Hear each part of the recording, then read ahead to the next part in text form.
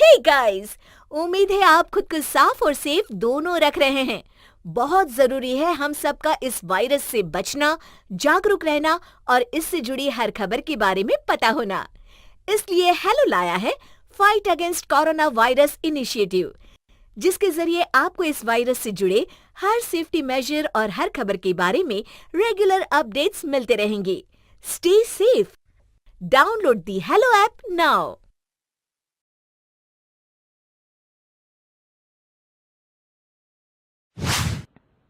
लक्ष्मी का अपने घर में पूरा दबदबा था। हिटलर की तरह वो सारा काम अपने पति और बेटे से करवाती।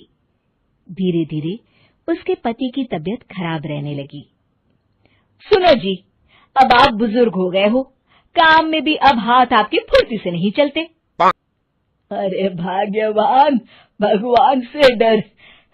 तुझसे मैंने शादी अपने इकलौते बेटे के अच्छे पालन पोषण के लिए की थी, लेकिन तूने तो उसका बेड़ा गर्क कर दिया।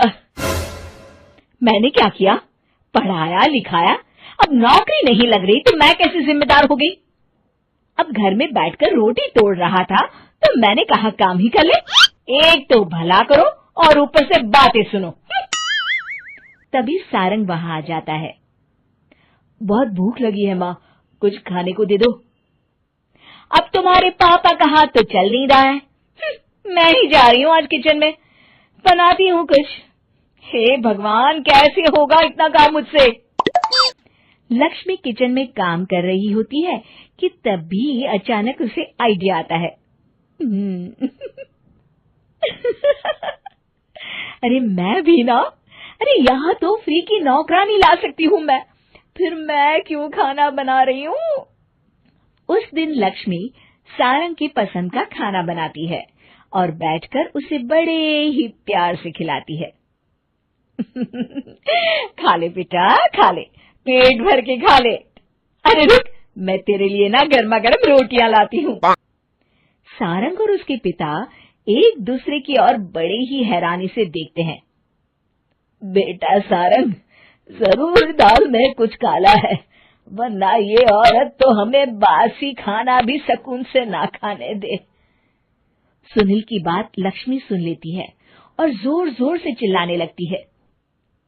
अरे हाँ, भलाई का तो जमाना ही नहीं रहा। एक तो आग में खुद को जलाकर तुम लोगों के लिए खाना बना रही हूँ और ऊपर से तुम्हें दाल काली लग रही है। अरे माँ, पिताजी का ये मतलब नहीं था, तुम बुरा मत मानो। अरे हाँ बेटा, तू कहता है तो मान लेती हूँ।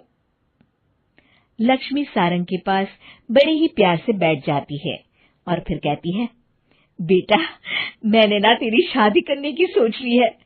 अब तेरे पिताजी के हाथ भी नहीं चलते, तो सोच रही हूँ तेरे लिए बीवी ले आऊं। अब पता नहीं ना मैं भी कब मर जाऊं। अब ऐसे भाग्य भी कहाँ है हमारे। क्या कहा? अरे हाँ, तुम तो चाहते ही हो कि मैं मर जाऊं, लेकिन मैं अपनी प्यारी बहू का चेहरा देखे बिना नहीं मरूंगी। हाँ माँ, शादी तो मैं कर लूं, लेकिन मैं नौकरी नहीं करता, फिर कोई क्यों देगा मुझे अपनी बेटी? अरे क्यों नहीं देगा बेटी? इतना बड़ा घर, खेल खलियान है, किस चीज की कमी है हमारे पास? जो आएगी राज करेगी, राज। हम तो ना कर पाए राज, ये बोलो कि एक और नौकर तुम्हारे पास आ जाएगा। मैं कहती हूँ चुप हो जाओ। अरे खुद के घर का खाना बनाएगी तो क्या नौकरानी हो जाएगी? अब तुमसे तो किचन का काम होता नहीं, तो कोई तो करेगा ना। ठीक है माँ, तुम जैसा सही समझो बस। अब मेरी एक शर्त है, लड़की जो भी हो वो दिखने में कैसी भी हो या कहीं की भी हो, बस पढ़ी लिखी होनी चाहिए। अरे हाँ, ला देंगे पढ़ी लिखी बेटा, मैंने कौन सा काम करवाना है उससे। हाँ। और फिर एक दिन पास के गांव की ही रति से सारंग की शादी हो जाती है। रति दिखने में बहुत ही सुंदर थी, साथ ही साथ काफी पढ़ी लिखी थी। रति को लक्ष्मी के सौतेले होने की बात पता नहीं थी। शुरू शुरू में जब रति ने सारंग को घर का काम करते देखा तो हैरान रह गई। अरे, ये तो अच्छी बात है कि आप घर का काम करते हैं, लेकिन मैं तो घर में ही हूं ना, आप क्यों कर रहे हैं जी? जाइए, आप नौकरी के लिए अप्लाई कीजिए ना। तभी लक्ष्मी वहां आ जाती है। अरे रति बहू, करने दे उसे काम। और हाँ, मेरे घर के कुछ नियम है, कायदे हैं, यहाँ बीच में ना ही बोलो तो तुम्हारे लिए अच्छा होगा। रति को लक्ष्मी की बात कुछ अजीब सी लगती है। वो समझ नहीं पाती है कि वो ऐसा व्यवहार क्यों कर रही है, लेकिन उसे लक्ष्मी के सौतेले होने के बारे में कुछ पता नहीं चलता है। फिर एक दिन तो हद ही हो जाती है।